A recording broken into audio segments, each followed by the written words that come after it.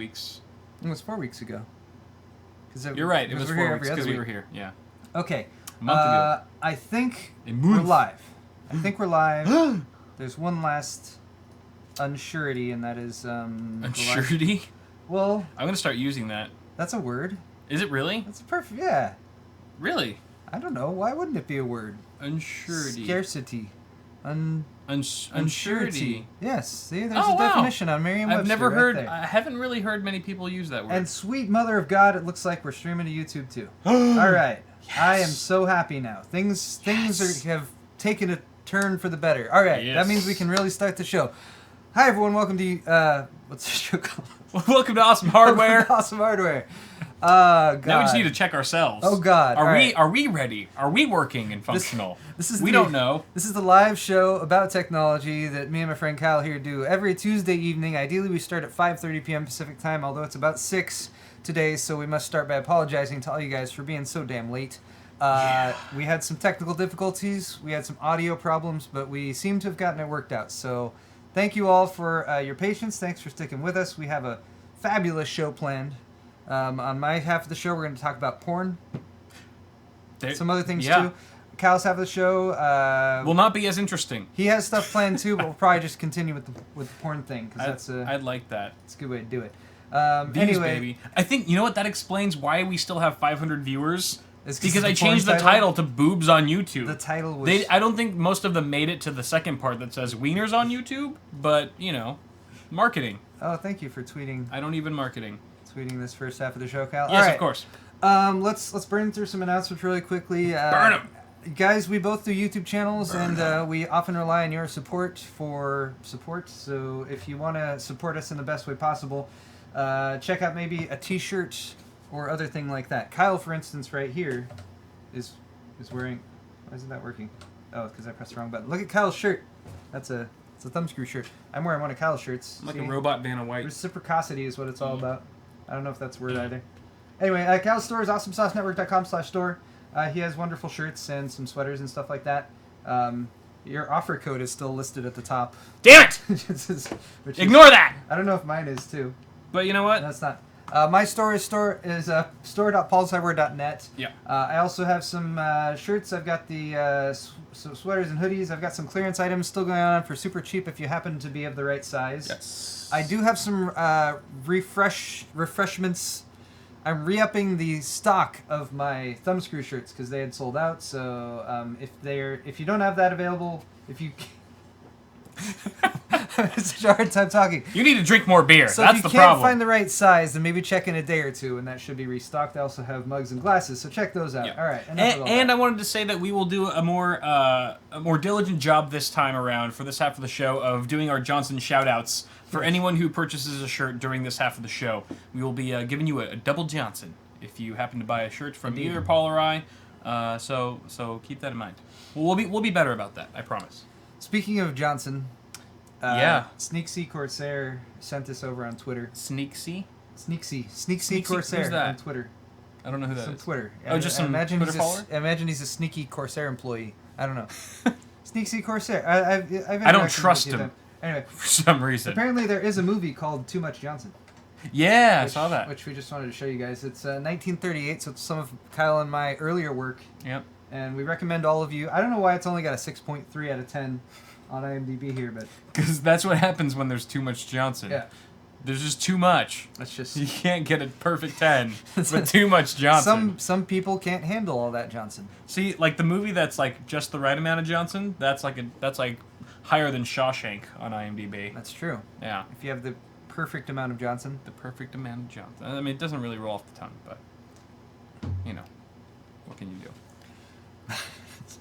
We could continue along this line of discussion. We could. This could be a sword fight, too. Let's move ahead with the show. We're going to start off with my first segment, which is Hot and Heavy Hardware. Hot and Heavy! Which we usually talk about currently available hardware in this segment. But I'll admit that actually most of the stuff I'm talking about is coming in the future. But it's still hot and heavy. But it's still very hot and very heavy. So although this one's a bit on the lighter side from the looks of it, but so it's still hot. Here's a Fractal announcement made today by our Fractal friends. Fractal friends, along with the video. So this is the Define S, aka Josh, Nano. or Define, what is it? Define Nano? Nano S. Define Nano S. Yeah. New mini ITX case just announced by Fractal. Looks pretty cool. Yeah. Kyle and I both have Define-based builds. Kyle's got the Define S, I have the Define R5, which are very similar looking from the outside. Yes. So it's cool to see this same style of case in mini ITX and not being like a shoebox kind of thing or something like that. Right. So as you can see here, it's available with a windowed side panel, without a windowed side panel. It's got like all your kind of fractal build quality type stuff. I mean, very much so like a 50% capacity size of a standard Define S or something like that. Yeah. They also did a pretty cool video over here, although it's not narrated by Josh, so that was disappointing. That's one mark off, but still.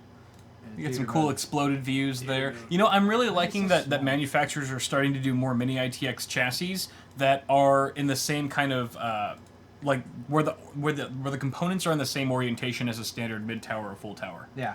Much like the Evolve ATX or the Evolve ITX from Pantex.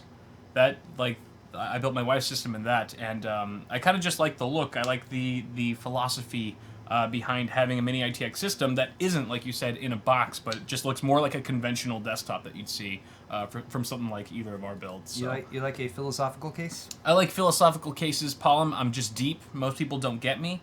That's very because I'm just that, I'm on that level. $1 donation from... we do it. Who? Right. From who? This is from General Tso's Chicken. Ooh, that sounds delicious. It was a fabulous documentary about General Tso's Chicken, actually. Nice. What about YouTube gaming donations? He said, I doubt this will be seen, so we just wanted to point out that you're wrong, General Tso. But no, you're right by donating $1, so hey, we won't complain there. There you go. All right. Anyway, the Define S... Define Nano S has lots of cool features, dust filters. It's just... A lot of the stuff that I feel like Fractal has helped make standard when it comes to designs for computer cases comes in the Nano S. So yeah, a lot of people are pretty excited about it. Yeah. I like that it comes with two fans, Fractal's GP fans, GP12 in the back, 120 millimeter, and a GP14 fan in the front, 140 millimeter. Right. Radiator support for radiators, because this is again like a water cooling oriented mini ITX. Does it say? It looks like a 240 at the front. 280. 280. Actually. Okay. You can do 280 at the front and a 240 on top. The demo they have shows both of them installed at the same time. I'm sure that's going to vary based on quite a few things. Here's a shot. I almost want to do another custom water cooled build in one of these cases and call them Cold Line. Well, I call dibs because I think I'm going to build Diana's system in this, actually. Bullshit! Yeah, dibs on that. Bullshit! So, hey, yeah, so there's your 240 at the top. Yep. And a 280 at the front. And, it's got the little sliding pump and reservoir mounts. Although that's the tiniest res I've ever seen. Look how big it is compared to that fan. It's so tiny. Yeah. And I don't know what gauge tubing they're using there either, but it seems 6 millimeter. It seems pretty small. I think my gauges are thicker than that. It's very. And then a little pump. Nice little pump there. Pump them out. All right. So very, very much akin to the Define S. Lends a lot of things. Yeah. Which is a good thing. But if you're into air cooling and you don't want to water cool, and nothing wrong with that, it supports CPU coolers up to 160 millimeters in height, so it will fit like a Hyper T12, which I think is 155. Yeah. CPU coolers up to 160 millimeters deep, so you don't need to go for like a super skinny 140 millimeter version. Right. And the non-windowed version is $65 MSRP. The windowed version is 70. That's very competitive. So yeah, very competitive. For what strikes you as a pretty high-end looking case here. Yeah. That's pretty nice. And I know I have one on the way for review. Yeah. And I think you do too, Kyle. Yes. So I'll make a better video than I'll get mine up first. All right, you can do yours first, but mine will be better. Bullshit. Or we can flip-flop. No one will watch yours and after mine will be watching first and better. Okay. Okay, let's move. Oh, wait. I got more green text in here. Green! Will Gain says, I'm still waiting for baby oil. Want to see baby oil. Or olive oil. An olive oil system. I thought he meant on us. No, that's coming. Oh, is that what he's talking about? No, then that's not gonna. No, that is what he's talking about. Oh, all over ourselves. Okay. And sliding across the floor. I thought he meant like a mineral oil PC build or something. Which I'm like, that's not gonna happen. Did we promise that in 2015 at some point? That we would do that in 2016? We might have. This is why we shouldn't do the show while drinking, because then we just make false promises to people that we don't intend to keep. But I think we might have to own up to that one. I'll fully admit that there have been more times than I care to point out of people being like, "Hey, what about this that you talked about on the show?" And I'm like, I don't even remember that. You did that? Yeah. So anyway, take everything we say with a grain of salt, folks. Everything. Moving along, AMD's high-end Polaris. We talked about this a little bit last week. I saw a demo at CES. It was really cool. Showed a Polaris demonstration running versus a 750 Ti, pulling about like 65% of the wattage. Yeah.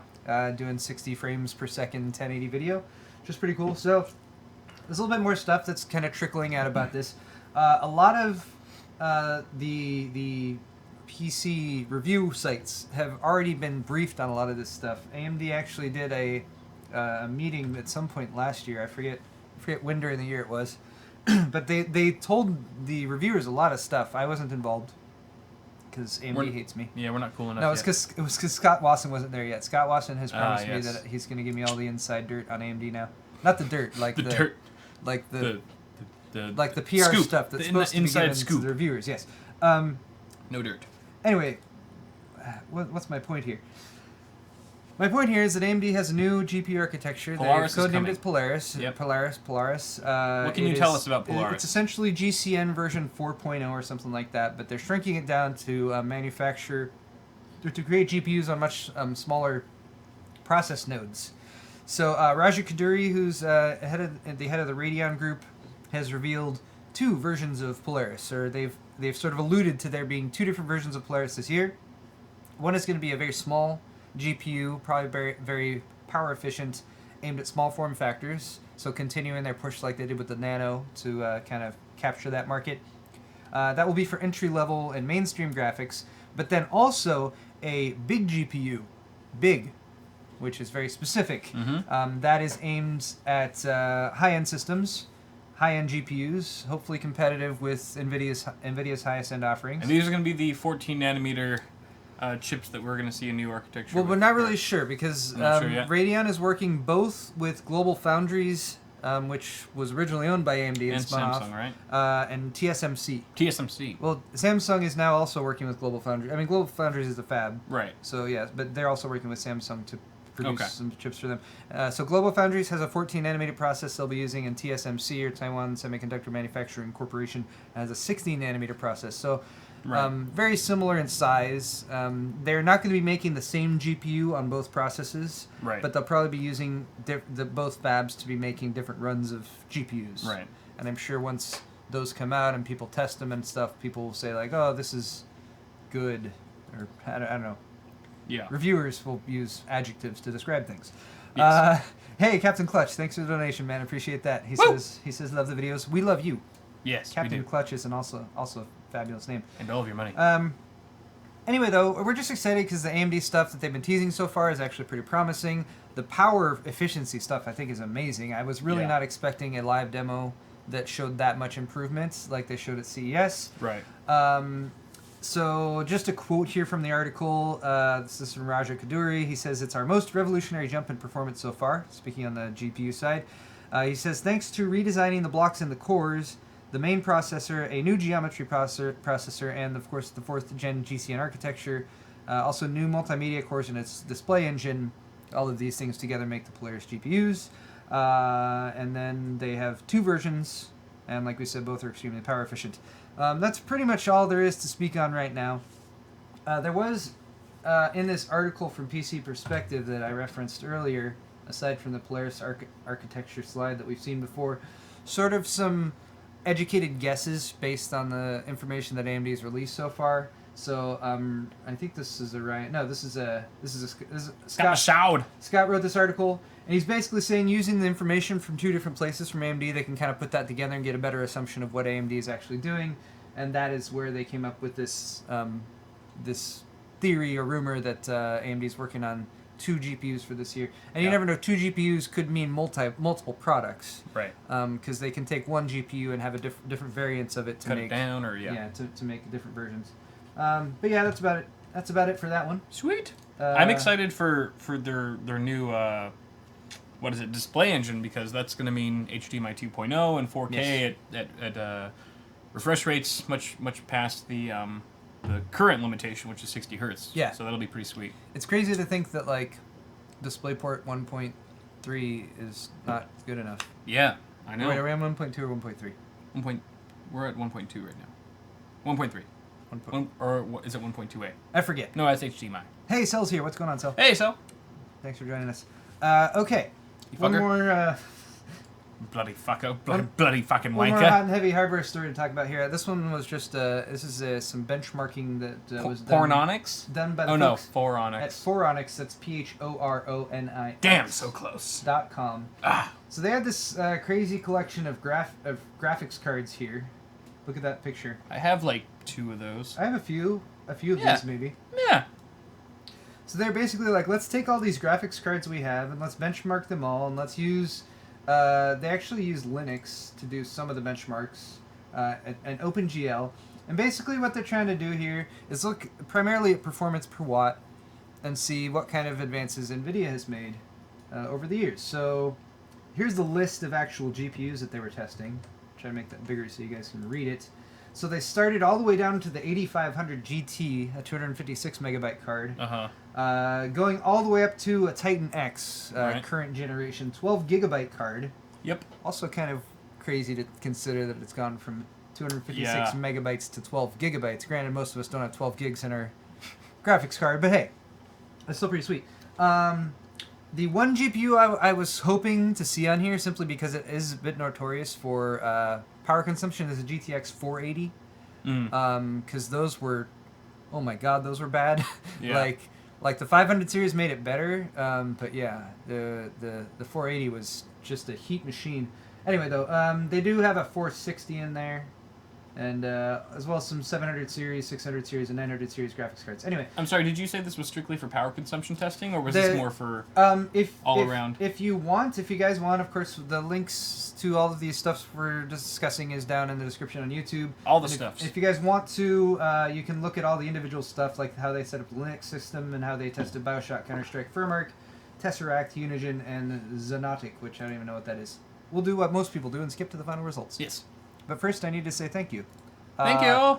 Blah, blah, blah donated $5 and said, have a drink on me. Thank you. Thank you, blah, blah, blah. He wants me to slap Kyle, too, because you're smug. What? Why am I smug? And Chris Camarena, oh, $10 donation. Thank you, Chris. Thank God Much he didn't appreciated. say for you to slap me. And he just said, I 'cause then love you. He just for, wanted to... For $10, you would have spread the definitely love. slapped me. For $10, I would have slapped Kyle. Yeah. We shouldn't set that precedent. No, we shouldn't. We never said that. We did And not say that. grain of salt. No promises. Grain of salt. No promises being made. I'll be smug as I want to. Let's push on. Let's push on with the...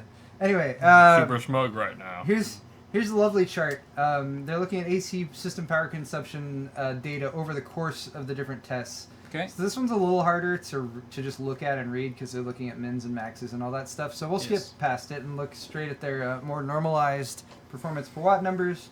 And here's just where you can kind of look at it bottom to top. So yeah, more is better. Yeah. So believe it or not, these old cards are pretty crappy when it comes to performance per watt. Right. But here's what I thought was interesting looking at these charts, because often when you're considering buying a lower end graphics card, like let's say you're looking at a GTX 960 versus say a 980 or a 980 Ti, the performance per watt of the highest end cards It's way better. is way better Yeah. than what you get with the lower end cards, which makes sense because they usually with the graphics card, you know, like a 980 Ti, you start off with that big chip and then you disable parts, you take stuff away to make the lesser chips. At least, well, I shouldn't say that. That's a bad example. With the 980, Right. 980 is the top chip apart from 980 Ti and Titan. They make a 970 and a 960, well, not the 960, but at least a 970 from the same GPU as the 980, so yeah, I guess the most power efficiency comes from the top end cards because they're fully enabled. Right. They're using all of the parts of the animal or the GPU, Yeah. so to speak. So they noticed some pretty massive improvements though in performance per watt. So you get a 6.2 times improvements going from a 9800 GTX to a 980 Ti. So that's a GTX right here, Right. going all the way up to the 980 Ti up here, which has the best performance per watt at 589.79.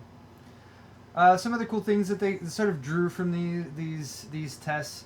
One was that going from a 460, which is a Fermi-based card, to a 960 gave double the improvement or double the performance per watt in just in like a few years, so Yeah. shorten the timeline. And anyway, I just thought that was kind of interesting, so That's I wanted cool. to show it to you guys. Very cool. And if anyone is interested, again, the link for that is in the description on Power YouTube. efficiency is like the tits nowadays. When you hear yeah. like people talking about GPUs, like I remember when I first got into computers, when I first started Newegg and stuff, like that was never really something that was altogether like discussed more openly than performance, for example. And now it's like plastered everywhere. Like, well, our chip is more power efficient and consumes less wattage, and you get more performance per watt and things like that. Like those were terms and topics that I never really heard being talked about, 3-4 years ago, and now it's like everywhere. Like the emphasis on power consumption has become so much more important than it was just a few generations ago. That's kind of why you see that spike in that chart,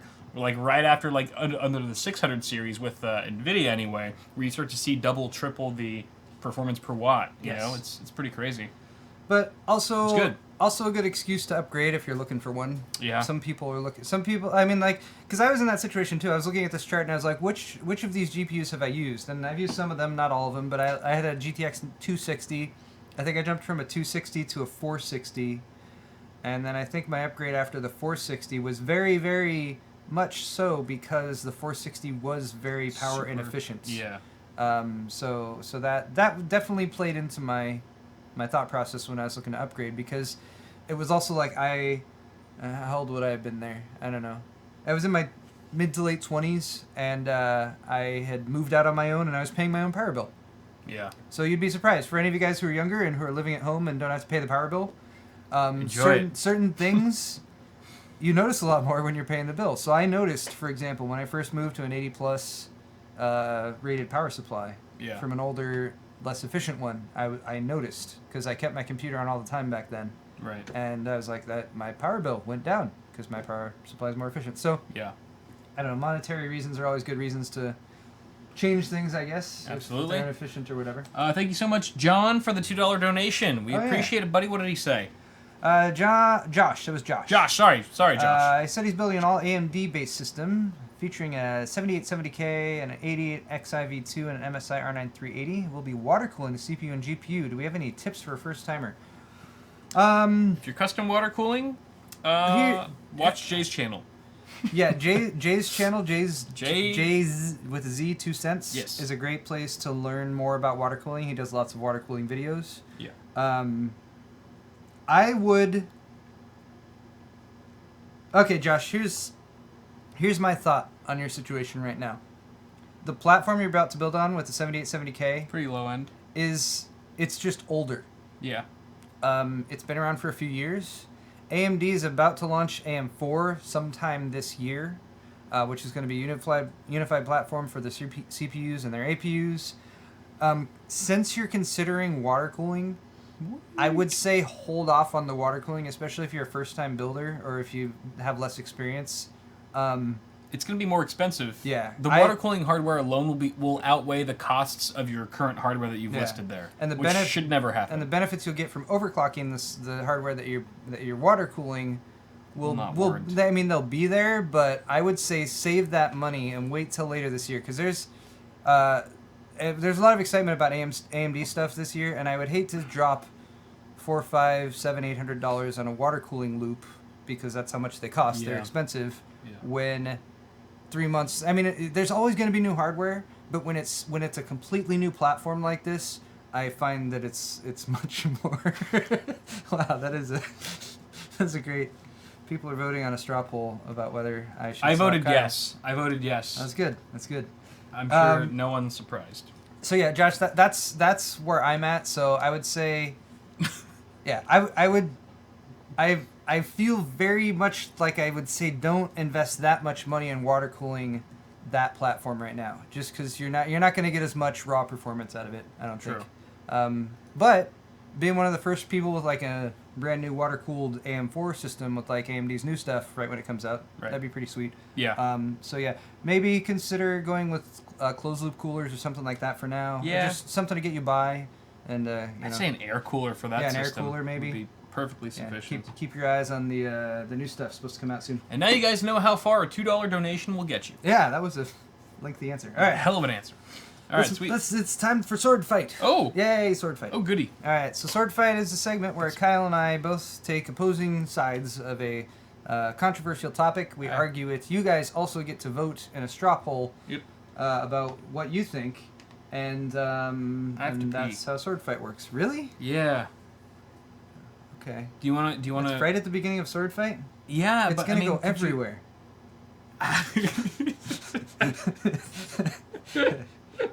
So the mental image that you just planted in my mind, it's not the best. It's making me laugh, and that's keeping me holding it in harder. We can do it. We can do sword fight, but when you get to Tales from Space, after sword fight, after sword fight, I can do it. Tales from Space. I swear to God, I went pee right before we went live. We don't need your excuses, Scott. Okay. My bladder is my excuse. All right. That's all I need. We should start off by thanking the. So if you slap me, I will just pee. That's right where I sit. So don't slap me. That's just the. It's just unless. So you're saying it would be much easier for me to slap you at your house than my. Okay. Well, I'll pee on you either way. All right. He'll get everywhere. First off, sword fight. I'm a question. squirter. This is from Brian Spencer or at BS for free on Twitter. I asked for some sword fight questions pretty late in the game today, and he sent this over, and I was like, that's fascinating. All right, so according to this article on clapway.com, which is apparently a great way to get an STD, the clapway. YouTube has officially gone porn. What do they mean by has officially gone porn, other than this picture of a lady dropping her skivvies? YouTube Red. Tube. So, I clicked on a couple of the links in this article. Don't do that unless you're of age and are okay seeing naked people, because that is what is on these links. Boobs and schlongs alike. Is basically naked people on YouTube. Yeah. I can't show you the videos. I wanted to. I kind of wish there were censored versions of them, because it's really... it's very European, so if we have any European viewers, thank you for being so comfortable with nudity. Yeah. Kyle's got everything reminds Kyle of having to pee right now. It's okay. Blah blah blah says, why does the logo remind me of the Russian hammer and sickle? I don't know what Which logo? Means. I don't know what logo he's talking about. Huh. Yeah, we'll figure it out later. Huh. All right, so basically what this article is saying is that YouTube now has some more risque videos that are there. They're not necessarily straight up hardcore porn, but hey, it's a gateway drug, right? You know, yeah. You start out with one boob, and then beyond that, there's just nudity and people having midget clown porn. Is next. Midget clown porn is right there. Next logical step in that process. Midget's not the right term. We shouldn't use that term for that. Short people clown porn. That's much better. Little people clown porn. Yes. Okay. PC. So very PC. We're not going to focus too much on this article, but if you guys are interested in seeing some naked people, you can click on the links Basically, what we've just done is just like, hey, check out these naked people on YouTube. Yeah. Anyway, let me get this. You're welcome. This is the best show ever. You're correct. All right, so I'm going to post a straw poll link in the chat right now. That was the link to the video. No, it's not the link to the video. All right, so porn and YouTube. Basically, here's the question we're answering right now. So if any YouTube executives are watching, this will help them make the decision. Should there be porn on YouTube? That's kind of the porn plus YouTube. Is this a good thing? Your options are never, yes, or that third one, which you guys can read for yourselves. We'll see. which neither Paul nor I are allowed to vote on. I'm just happy that I managed to sneak the term vajayjay into an Awesome Hardware episode. It doesn't happen too often. You're right. I've never seen it spelled out quite so. So Kyle, what are your thoughts here? Which side of this do you want to take? Do you think there should be porn on YouTube, or should there not be porn on YouTube? There should definitely be porn on YouTube. There should Come be porn on YouTube. I mean, sick of looking at all the sad, like, half-ass porn videos. You know, when you're browsing, you're just like, I'm kind of horny, but I don't want to go to like the straight up Pornhub, because you know what kind of like viruses or malware might attack my system. Maybe I'll just look up some shit on YouTube. You know, and you go there and you're like, what is this? This is like a 12-year-old girl, like, you know, like dancing with a teddy bear or something. Okay. You know, and it's like, there should be a niche. There's so many different pockets of communities on YouTube. Why not the jerkers of our beloved internet? Where do they go on YouTube? What do they have to do for fun and for enjoyment and for release? Not just the jerkers, Kyle, but also the ladies looking for the little man in the canoe. Yeah, you're right. The jerkers and the canoers. The jerkers. You don't have to be a guy to masturbate. Just no, you don't. That out. No, you don't. You're right. Anything can masturbate. Anything living. So I mean, honestly though, like there's sexual health is something so often overlooked when it comes to the health of us as human beings. I mean, we have like Fitbits and different trackers for how many steps we take and pedometers and our heart rates, but where's like the fapometer, you know? Like where is that line? So maybe if it was Didn't like we show one of those on a Fund or Not to Fund or something like that? Perhaps. I mean, I don't know why that would appear on my show. It's completely out of character for me. We wouldn't remember it if we did. But I mean, you've already got explicit, age restriction warnings on YouTube. When you go to like watch a risque video or something that has like adult content, it says you must be signed in and your account needs to be 21 or over, 18 or over to view this. It should be the same with porn. Maybe they have like an additional layer of security there. Have mom sign off on it. Yeah, you can jerk off, son, or daughter, as we've discussed, and. Yeah, I don't see the big deal. I really don't. I don't think it's going to taint the reputation of YouTube. I think it will just make it a more loving and accepting place where people can healthily jerk or canoe themselves freely without judgment, without passing judgment. And I know all of you are on my side. For like the two... I know you all are. I know you always have been. I know we don't have a lot of ladies who watch our stream, but if you are watching, the 1% of you. Can we try to get canoeing to be a thing? Just like hashtag canoeing. For ladies, anytime you just need to like step aside and rub one out or whatever. Canoeing. I think I'm gonna go canoeing right now. Right? That worked perfectly. Okay. You're like a DJ. First off, Socrates Gaming, thank you so much for the donation, and hey. We're still building up to that final moment of climax when I slap Kyle. Yeah. All right, so I'm gonna take. Pete comes out. I'm gonna take actually somewhat like serious response to you here and say. Foolish. And say, wait, what did you say? I said yes. You said yes. We should have porn on YouTube. All right, I was pretty sure. You're not listening to anything I said. No, I was absolutely not. Formulating my response. No, all right. So I think we should not have porn on YouTube. I have three main reasons why. One is that there is a huge amount of websites dedicated to pornography already on the internet, with plenty of material there that is free, which functions essentially the same as YouTube. Not that I know anything about that, but it's not difficult to find, and I don't think YouTube is necessarily in a position where they need to like throw that out there to like draw in more of that market. The market watching the porn is already on YouTube. It's just they go to a different site when they watch the porn. Second, and this is a response to your mention about it being safe or whatever on YouTube. Yeah. And this was posted in chat, and I apologize. I missed the person who posted it. But porn websites are actually very safe, relatively speaking.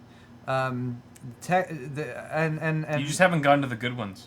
That's probably true. I don't get into the dado and that kind of thing, but every once in a while you stray into that zone. But porn websites actually have a reputation for being more safe. This is comparatively to sites that sell or that are more dealing in like wares. And is wares still a thing? Do people say wares? No. Like hacked hardware? Wares. Wares? Nope. With a Z? That's like early 90s hacking term I just threw out there. Anyway. Does anyone still listen to Blink-182, Paul? Yeah, but websites where you can get like pirated software and that kind of thing are much more dangerous when it comes to infecting your machine or something like that. Right. And then finally, I think, and this is very specifically formulated because you and I are both currently making our living on YouTube. YouTube has I don't want to say family friendly, but it has a much more family friendly perspective from people than say a porn site. Even other competing websites to YouTube have more of a reputation for having softcore stuff on them than YouTube does, strictly speaking. I know parents who have kids who let their kids just like go watch YouTube. Granted, they probably have some kind of parental controls or that kind of thing in place, but I think it is important for YouTube to maintain at least a semblance of family friendliness and a little bit of just that little bit of tasteful amount of censorship to keep the hardcore stuff off there in order to make it just a much more palatable experience for most people.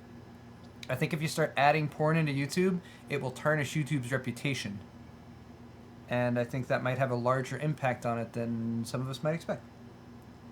Anyway, all right. Might boost the reputation. It could boost their reputation. They could suddenly be getting tons of views. But, totally fabulous. Let's see what you guys thought about this one. Yes! All right. There's not enough porn on the internet. It has been confirmed by our audience. So YouTube, you take that porn switch and you turn it on. We did have 74 votes for never that would betray our nation's Puritan values. Thank you to those of you who aren't in the United States who might have voted for that. That was a U.S. Anyway. Yeah. And then we did have 63 votes for I was totally for it until I watched the video linked in the article. There were boobies and JJ, yeah, but there were big old schlongs too. That is part of it. It was, Kyle and I watched it. There was penises. Yeah, big ones, small ones. We looked at them. They were gratuitous penises. In HD.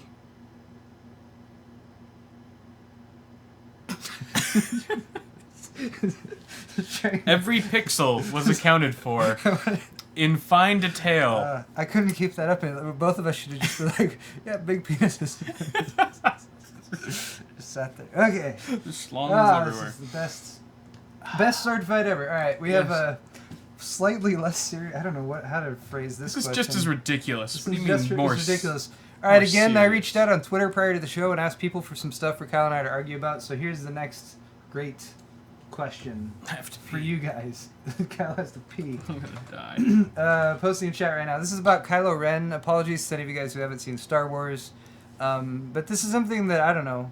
I've seen a lot of it in the wake of Star Wars over the past month or two. I've seen this all over the place. The specific one is probably the best example is emo Kylo Ren. Yeah. I don't know if you guys have experienced this at all. He's already got 750,000 Twitter followers. It's pretty impressive. And it's just some person who does a great job satirizing Kylo Ren. Like when he goes to get coffee and... Oh, Lord. That's awesome. Kylo. That's pretty late. It happens to me all the time, actually. So the question that was suggested for us to argue about was Kylo Ren. Is he a great villain or is he an emo pushover? Kyle, you chose last time. Yes, so you can go ahead. So I'm going to go ahead with the main reason that I even brought this up, which was that when I was watching it, Star Wars for the first time, my thought was, I really like this villain. So I'm going to go for, yes, he's the greatest villain. The greatest villain of all time. Now, I will admit that some of these was like more of a response type reaction to the original, or to episodes 1, 2, and 3 when they came out. Because Darth Maul, for example, I thought was awful. It was terrible. Like, he had spikes on his head, and he had 2 lines the entire movie. He was scary, though. He was not scary. He scared me. No, if you looked at him, he maybe looked scary in the posters, but that's all they cared about. He had 0 substance. He had 0 backstory. True. He had 0 motivation. Sure. You did not know why he was doing these things he was doing, except maybe like the guy, the Sith Lord who was above him was like, you go and do evil things and kill people. He was just a pawn. Yeah. But because of that, like, I like villains that are built out of, that are built into something. Like, the best villains, they have... Usually they have some kind of reason for why they're doing what they're doing, as twisted and as wrong as it might be. And it at least gives them some sort of legitimacy as a villain, because you're like, well, I at least know why he thinks he's doing what he thinks he should be doing, or that kind of thing. Kylo Ren, I thought, first off, I liked that he took his mask off. I liked that he had a face as well. I liked that he actually spoke and had lines of consequence. I thought the actor who played him, and I apologize, I don't know his name off the top of my head. Do you know his name? Yeah. Nope. I thought he did a great job, although, yes, he was very emotional. Yeah. But he's acting, right? And he's also, he's got this past. He's turned to the dark side. He has a father who, is involved in the history of the war between the Empire and the Rebellion. And, all of these things combined together, I thought, made a much more substantial villain who you could actually even sympathize with on a certain level. And that really, I liked it. So yeah, I thought it was a great villain. That's actually pretty. Yep. That's pretty straightforward and honest for me. Cell processing in chat just confirmed. He said Adam Driver. He said no. He said Kylo sounds like the name of the name of that guy who hands you your kale shake in a vegan dive. Vegan dive, yeah. Yeah, I'm gonna have to agree with that, Paul and Cell. Kylo is a whiny little bitch. Whiny little bitch. And he did not nearly have the gonads that Darth Vader did. He's a lost, confused kid with just so much teen angst that it made all of his scenes seem like something that you'd see on the fucking CW. You know, like, what is this, a sequel to Smallville? Like, no one loves me. My parents, nah. Like, he's so, and that's why. I mean, if you have to argue with Paul, or you have to argue with me, then you're discrediting all 740,000 people that followed emo Kylo Ren, because he's emo. Like emo's not even a thing anymore. He's like outdated whiny. He's not even like trending cool whiny. Like, and honestly, I give more respect to the antagonist in fucking Grandma's Boy. You know, adios turd nuggets. That dude. I mean, that's what I would compare him to. That's kind of like... Wait, from Grandma's Boy? Yeah. Oh, God. That's... What? It's a classic. All right. That's a classic film. I've never seen it. You've never seen it? You've never seen Grandma's Boy? No. Oh, my goodness. That's a whole other debate, but... We'll bring that up next week, apparently. It's an excellent movie, but anyway, the dude from the antagonist there is pretty much on par with Kylo Ren. And what struck me most about Kylo Ren when I saw him is that there was no mystery to be solved behind him. Like, he was this weak guy. There's not? No, I don't think so. I mean, I think they revealed too much, at least in the first episode. Okay.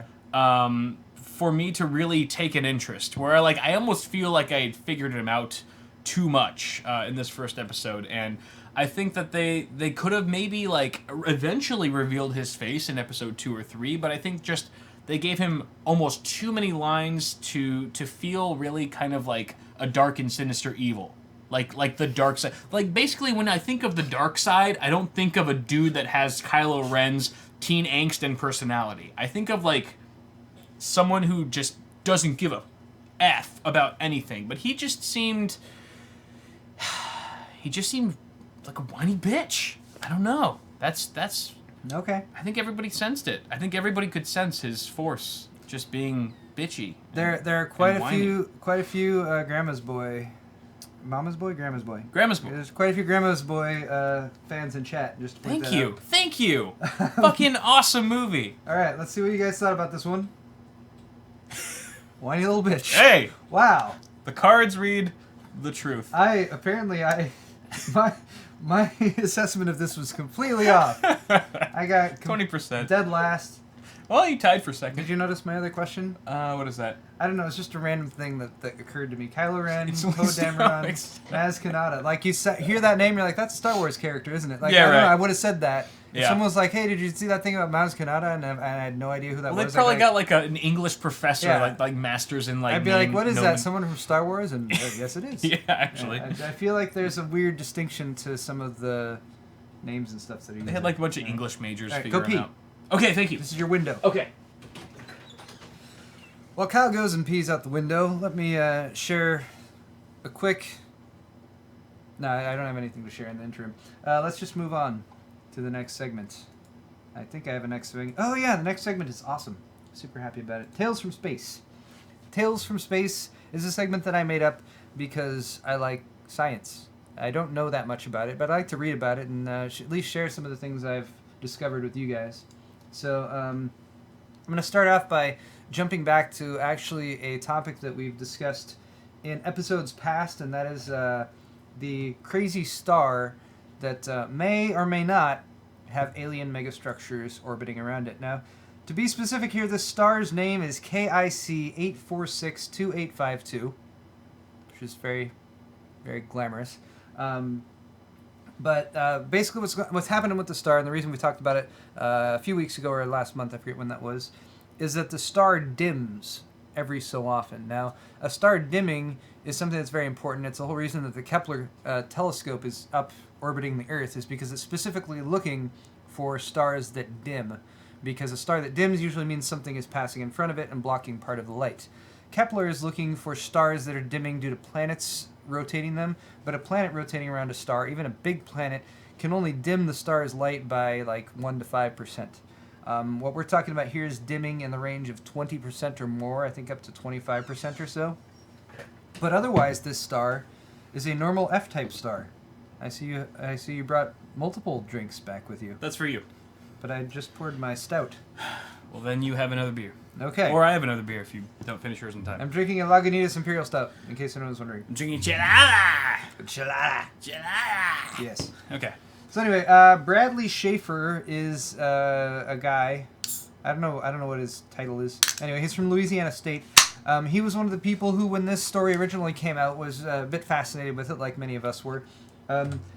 Just to be clear here, aliens involved here is like the very furthest realm of possibility. Damn. Okay, so Says you. I just want to point that out, is that this being caused by aliens or alien technology is like the smallest percentage of a chance. Wishful thinking. What has been postulated as a possible reason that's a little bit more reasonable is like a bunch of comets that are orbiting the star, passing in front of it at various times, or dust or something like that. Seems more likely. That being said, I'm going to focus the rest of the time on this being alien technology. Anyway, but no, there's more information that's come to light. So, our good friend Bradley Schaefer over at Louisiana State went to Harvard. Harvard has a bunch of archives of these plates, which are basically images that have been taken via telescopes of the night sky at various times in the past. In fact, over the past 100 years or so, they have a lot of archives of these. So Bradley Schaefer went in and dug into those archives. He found about 1,500 images, or the photo plates with images that included this star on them. Not because they were looking at the star, because they were looking in that general area. They were looking at something else around it, but the star was also there. He kind of went through and cleared out the ones that weren't high quality. He ended up with 1,232 of them that were high quality to analyze. The quote here is that he used 2 nearby stars that acted as controls that he was looking at over the same period of time, about 100 years. Those stars also saw a bit of variability in how bright they were, but there were no obvious trends. KIC 8462852, by contrast, has experienced some pretty extreme variability, including a very large dip in activity at the start of the 20th century, a partial recovery, that would be 1900 by the way, 1901, that's the 20th century. Mm-hmm. Okay. A partial recovery and another big drop sometime after 1950. Overall, these changes have resulted in a significant dimming of the star over the past century, so it's much dimmer now than it was 100 years ago. The explanations that they've come up with this being a comet cluster or dust or something like that blocking it, those types of things would block partial light. If they blocked partial light, then some light would still get through. The light that still got through would have an infrared shift. So you would still be getting some light, but the light that is still coming from the star has no IR shift, which is weird. So basically, there's much less likelihood now that it's a massive comet cluster or dust. We still don't know what it is. Aliens. But aliens. Aliens building a massive Dyson sphere around the star over the past 100 years. It has to be. Harnessing the power, feeding that over to the Starkiller base, which is going to shoot out a bunch of light that comes and destroys our planet. It's probably like some Morse code, like when we see like the light shifting like over periods. It's probably like, yeah. you know, they're trying to communicate with us somehow. I think I'd be down for that. It's like Independence Day all over again. Yeah, so anyway, we're going to keep our eye on that, and I don't know, I find it fascinating. It's also within our galaxy, so, you know, it's not like we're looking at something that's hundreds of light years away. It's much closer. Anyway, all right, so more Tales from Space. You guys might have read a little bit about this one. SpaceX, on Sunday morning, launched another rocket. SpaceX has actually launched something like over 20 rockets now. I think they're at 22 or 23 In or their 24. lifetime? In the lifetime of the company. They had the first 4 launches. 3 of them failed. The 4th one was successful. That was with the Falcon 1. Now they're working with the Falcon 9, which uses 9 of the same rockets at the bottom of it that the Falcon 1 used. It looks like a penis, too, which might appeal to our Rockets viewers. are very phallic objects. Yes. Anyway, Elon Musk posted this little thing, which is... So the rocket was going up for a very specific purpose. That was to deliver a satellite called Jason 3 for NASA to orbit around the Earth. It's actually orbiting this way, not this way, which is kind of weird. Okay. Jason 3 is going to be monitoring ocean temperatures, or ocean levels, to keep an eye on global warming and stuff like that. That was successful. A lot of people have been saying that this was a failed launch because the rocket blew up at the bottom, but that's not really the case. What SpaceX is trying to do right now is create reusable rockets to save a shit ton of money. Right. Because the rocket, or at least the stage 1 of the Falcon 9, costs about $60 million to make. Right. If they could bring it back down and have a nice soft touchdown and reuse most of that, then they would only be out $200,000-$300,000 for the fuel and the refurbishment costs, which would drastically reduce the cost of launching something up into space, which is a big part of what Elon Musk has been trying to do. Okay, so point here is that first off, the mission was successful.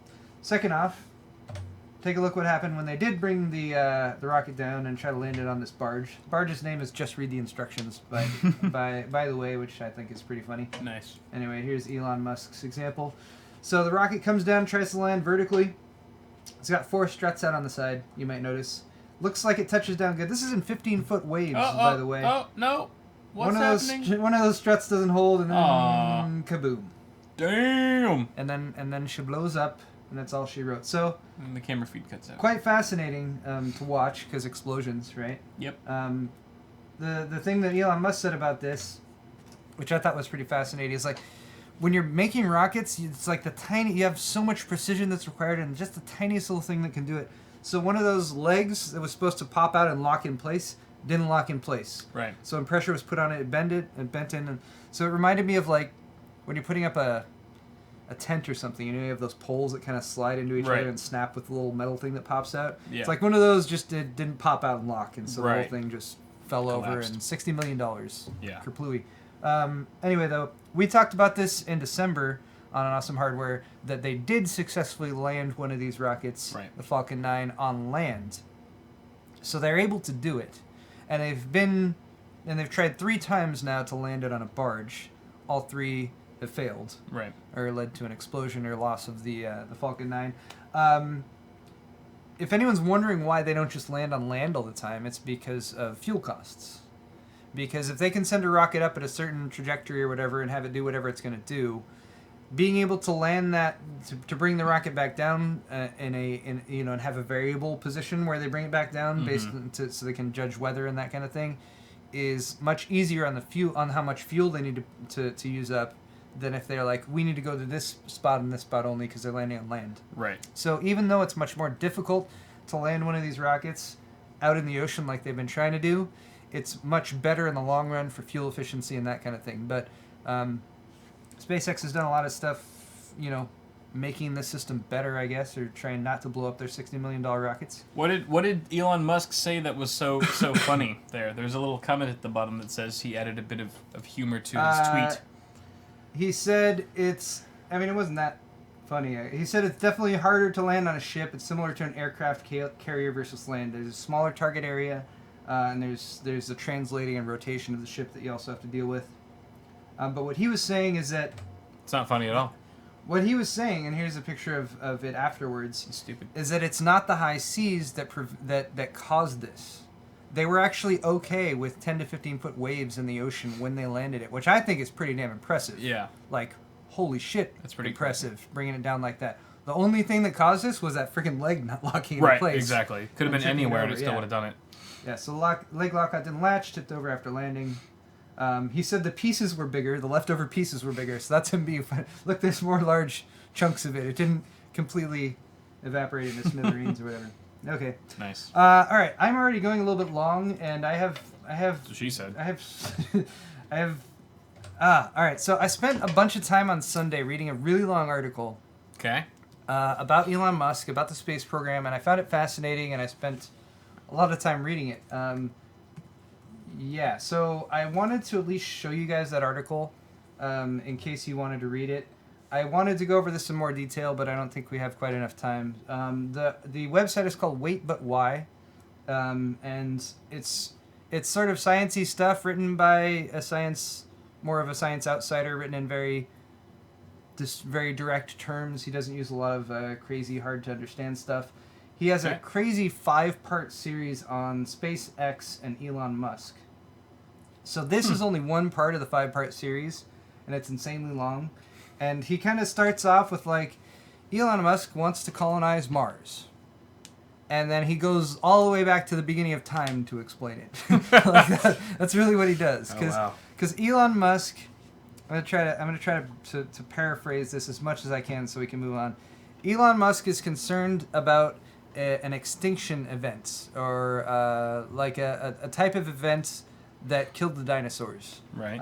There have been multiple events like this in the past. So this whole article starts off with humans and space and us discovering what space is and how much space there is out there. So basically trying to get into Elon Musk's rationalization and his whole purpose for this mission. So he starts off with all of human history. He starts off with discovering space before human history, with the space race that happened in the 50s and 60s, with the amount of budget that was spent on all that. But there was a huge external factor there, which was the Cold War between the U.S. and Russia, which played a huge part. That's why some people still think the moon landing was a hoax. Mm-hmm. It was a hoax that's what they say in Interstellar. Oh, the moon landing was just a hoax to bankrupt Russia. That's why they did it. Anyway, but regardless, there's a bunch of spending on NASA. It was like 4 to 5% of the U.S. budget overall spending in the 60s. It's tapered off majorly since then. So it goes over an explanation of like why that is. He talks about all the satellites that are currently out in space right now, satellites orbiting Earth, where they came from, and all that kind of thing. But just what we have done with space since we went to the moon. He has kind of a funny comparison. I don't know if it's on this page or not. Sorry, I'm doing a lot of scrolling here. This is you can tell how long this article is. It's a huge article. I read the whole damn thing. Sure. Anyway, so he's talked about what have we done in space since we landed on the moon, because we haven't gone back to the moon. No one's been back to the moon since the Apollo 14 or whatever, 15, I don't know, whenever the Apollo missions ended. Right. So it talks about the ISS, people going up to the ISS to do testing and all that kind of stuff. What is the ISS? How stuff gets to space and the different ways we've created of doing it since then. Here's the part. So he's talking about space excitement and people just generally getting excited about space. Because if you're looking at a budget for a country and you're like, our country is spending a bunch of money on going to space, people need to be behind it, otherwise people get mad. They're like, why are you wasting all this money on space? Right. So he's saying there was all this excitement in the 60s, but it really died off because of this thing. He said, we reached in the hat and pulled out a whale. And then he's like, for my next trick, I'm going to pull out a bunny. So he said going to the moon was like a crazy good magic trick, but we had nothing to follow it up to keep people excited about. Sure. Okay. Anyway, let's move on to it's even got like MS Paint images in there. He does lots of funny little MS Paint stuff and everything. So then he goes on to Elon Musk and kind of what he's all about. All right, here's this graphic I wanted to show, which is the history of animal species extinction. This is only looking at marine life, but you can see where scientists looking at fossil records have found massive species extinctions. These are sometimes called great filters, or what are they called? Massive events, terrible events where people die. Okay. Sure. Anyway, so there's all these that have happened throughout history. 60 to 70% of species lost, 70%. There's a really bad one about 270 million years ago where 95% of species died. Jesus. Most recent one was when the dinosaurs died from a big asteroid coming and destroying 75% of the species that were currently alive on Earth at the time. So we're due for another one. Yeah, so what this is all saying is that there's extinction level events that happen. They happen every so often. We don't know when the next one's going to happen.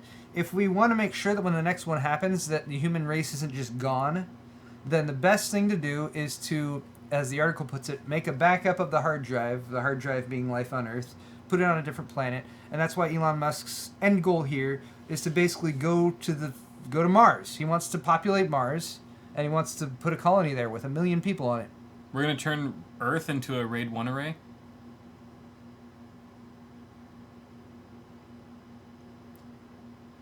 I see where you're going there, but I immediately think like no, because Raid Runaway they'd be both in the same housing if the housing died. No, we're talking like off-site storage somewhere. So we're NASing it. Yeah, you're putting this somewhere really further out. All right. Or much further out. If you want to get that technical. So basically like mass extinction events timeline, you know, there's so many that have happened, there's more that are coming in the future, what are we going to do about it? #slapdown. Yes. Yeah. So then he goes over like, well, what could we do about it? How could we back up stuff? What are the other planets we could live on? He goes through all of that stuff. Yep. He has really funny pop-up things that say pop-ups suck, which are kind of funny too. He also talks about the Earth's lifespan because we have a limited lifespan here on Earth. Blah blah blah. Okay, I'm really. Did you really read this whole thing? I really read the whole freaking thing on Sunday. It took me multiple hours. Jesus Christ. But it's very fascinating. And he also talks about the advance of technology. So if you're looking at historical events and you sort of zoom out on the timeline of history, which is another fascinating article that he has, then certain events seem more significant than others. So right now, like your birthday every year seems significant. Zoom out 200 years and, who cares? Yeah. But the more you zoom out, the more these significant events pop up. What he's saying is that based on the advancement of technology right now, we're on the cusp of quite a few of these major events that might happen. Becoming a multi-planet species, creating transportation off the planet in a much more reasonable way than is currently possible. Right. And much more significantly in this, because Elon Musk is also a businessman, is keeping the cost down. Because it's really expensive to send someone into space. Yeah. And it's only something that countries have really done up until the recent history when some private companies have gotten in there. Mm-hmm. So anyway, the rest of it is how to colonize Mars, who wants to go to Mars. His basic plan is to reduce the cost of a trip to Mars to $500,000. What? Per person or just for per person? Okay. $500,000. This is the SpaceX business plan. So that's pretty generous. This is what they've been doing right now. Right now, they've gotten past the trial and error phase, which is what they did with Elon Musk's initial bit of money that he got from PayPal. Mm-hmm. They had 4 launches. They had enough money for 4 launches. They failed 3, and then the 4th one succeeded. Right. After the 4th one succeeded, they got a big contract from NASA, and they've also been doing launches for countries. Like I think their first paid launch was for Malaysia, putting satellites up into orbit, doing useful things, and making a viable company. Right. The second stage, phase 2, is to do what they're doing now: revolutionize the cost of space travel. Make it more efficient. Make it more efficient. Make it cost effective. Mm-hmm. Bring the cost down. One of the fascinating things in this article is a comparison to what Boeing and Lockheed Martin do right now, because they have sort of a joint venture which gets most of the government contracts from the U.S. government and stuff right now. But they charge like 3 to 4 times the amount that Elon Musk can charge, because they're using technology that was developed in the 60s and 70s. Right. And they've done nothing to make new stuff since then, because the old stuff works, just keep it going. Yeah. But even the Merlin rockets that SpaceX has been developing are crazy more efficient than anything that like NASA had currently been using, either by going through going through Boeing and Lockheed Martin, or going to Russia, which they have to do now since they killed the space shuttle program. Anyway, so once they can make space travel SpaceX is cost like the effective, indie game of the aerospace industry. But once they can make space travel cost effective, and they can get a $500,000 ticket to Mars on the books, then they will begin Mars colonization. Does it say how much like Boeing would charge to send someone into space? Is there a comparison there? But 500, like 1,000. What's the difference between... Well, Boeing can't do that right now. The only nations that can send a person into space right now is Russia and China, and now SpaceX. But we don't know how much Russia and China how much money it would, or resources it would take for them. I don't know off the top of my head, but I know, for instance, Russia sends people back and forth to the ISS. Right. And they charge NASA a butt ton of money for like... for like the people who are up there. So probably less than 500, or probably more than 500,000. Yeah. Soyuz is Russia's the rocket that goes to ISS and back. Right. Okay, so who wants to go to Mars for $500,000? You do? I'll go. If my wife can come with me and we can still stream episodes of Awesome Hardware every Tuesday. You might be able to, because one of the other things that they're working on, because they've made putting satellites into orbit so much easier, Right. is doing an extremely low Earth orbit network of satellites that provide internet to the entire world. Do it. And especially a lot of underdeveloped nations where internet is very difficult to come across. Right. They could do that same thing and put all the satellites around Mars, so whenever you do go to Mars, hey, you got Wi-Fi everywhere. I'm totally down. If there's like, if I can just connect to the SSID that just says Mars, password's like colonize, and I can just connect to it and just like browse Reddit, like I'm totally down for that. The good thing there is you don't have a lot fewer pirates on Mars. That's true. So I've heard. That's a good point. So, it's all pretty cool. Here's the crazy thing. Mars and Earth both orbit the sun, right? At different intervals. About every 26 months, Mars and Earth get to be the closest points. So every 26 months is the prime time to go one way or the other back and forth. Sure. That's going to happen this year in 2016. Oh, okay. Exciting. The article, and this is all like Elon Musk and like, just make it happen kind of stuff. 2018 is when it's going to happen again. Right. They might try to send something to Mars. I'm not going to say in a manned mission or anything like that, but they might start sending stuff over. Like a monkey or... Because it says for the first people who are going to colonize Mars, they're going to need to send about 10 shuttles for every shuttle of people. They're going to need send about 10 shuttles of people? Of equipment. For every person? It's a simplification. If you have a shuttle that holds X number of people that's this size, you would need 10 shuttles that size. Okay. Yeah, to get the equipment over there that they would need, because, it is a barren, like Antarctica. They need resources and shit. Yeah. The article even goes in at the very end to, like, terraforming Mars and what that would take, how people will live there. It would take about 100 years if we did have the technology to terraform it properly. It would still take about 100 years to integrate the atmosphere properly, so you could just breathe on Mars. Right. Which I was like, ha. What's I got you. No, Total Recall. I was like, Total Recall, you're full of shit. Right? I don't remember. You don't remember Total Recall? It's been so long since I've seen it. The only thing that saves Arnold's life at the end of the movie is activating the alien device that suddenly, like, basically creates an atmosphere on Mars, like, within about 20 seconds. And Arnold's sitting there on the surface, and, like, his eyes are bugging out and stuff because he's been thrust out there with no suit or anything. It's this crazy thing. And then suddenly he starts breathing again because it's this device that creates an atmosphere there. Nice. Okay, I am so out of time. In fact, I'm already 10 minutes over, so I'm going to tell you guys the headlines of my next 3 articles that I would be telling you more information about otherwise, but we are out of time because I got so excited about Mars and stuff. They're not good at articles anyway. It's okay. All right, so first off, AMD has slammed the biased and unreliable Intel benchmarks, at least specifically the ones made by Sysmark.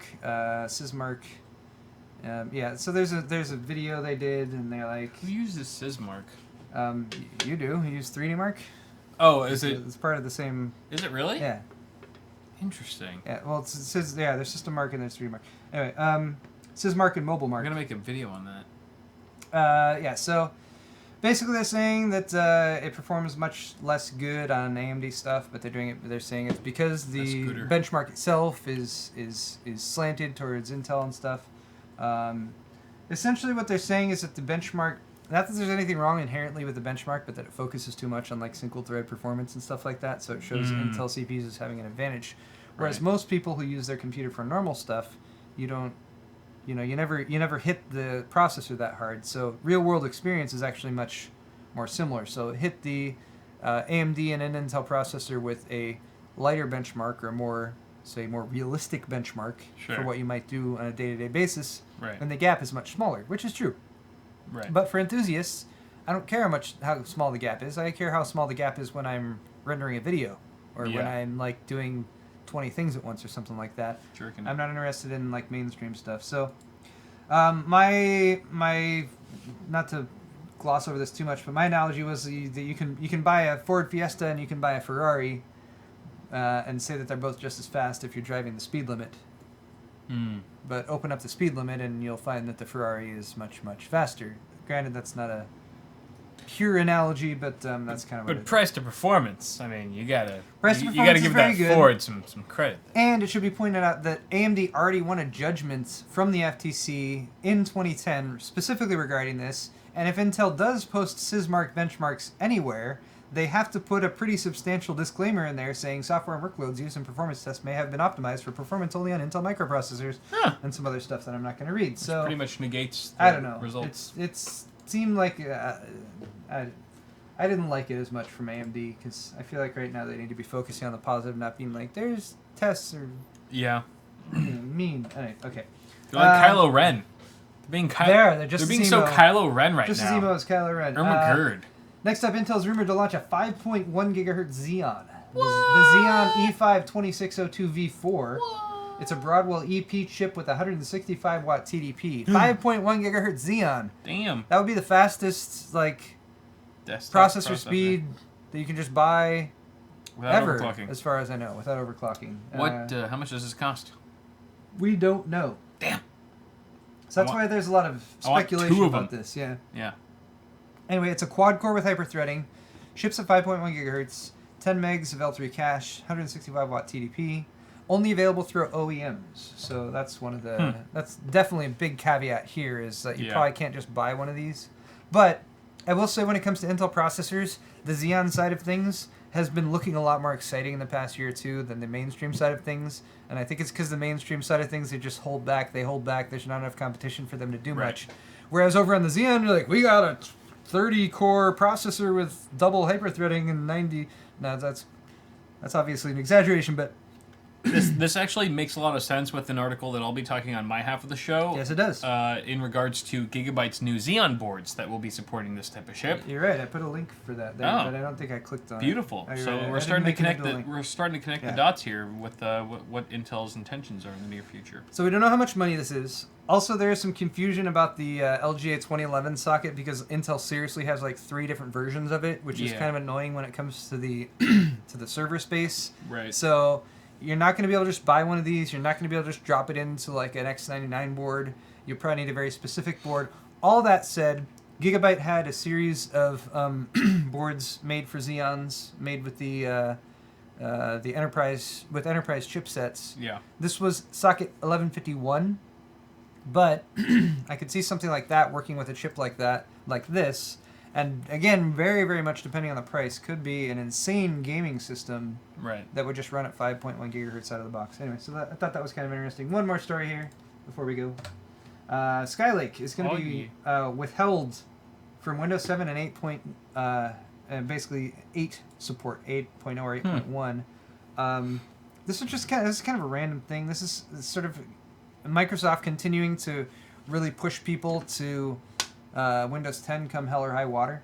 But basically, hardware support with Windows 7 and 8.x. Currently unreleased architectures like Skylake coming later this year and AMD's Bristol Ridge will not support any operating system except Windows 10. So the stuff coming out later this year, Windows 10 or nothing. Wow. That's a pretty hardcore software lockout. That is despite Windows 7 and 8.1 or 8.0 being supported until 2020 and 2023 respectively. Yeah.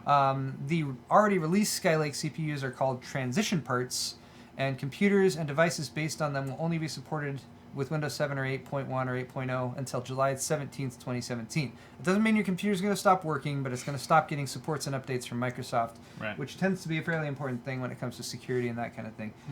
There's some problems with this because it's like Microsoft forcing people to upgrade to Windows 10 doesn't feel right. There's some other issues that might occur on the server side I don't want to dive into because we were out of time. But I still don't have any system that I'm running Windows 10 on full time. I know I'm going to. But I feel like the more they push it onto me, the more I hold resilient back. you are. More, like every time I get a pop up, I'm like, oh, now I'm gonna wait another week until I install Windows 10.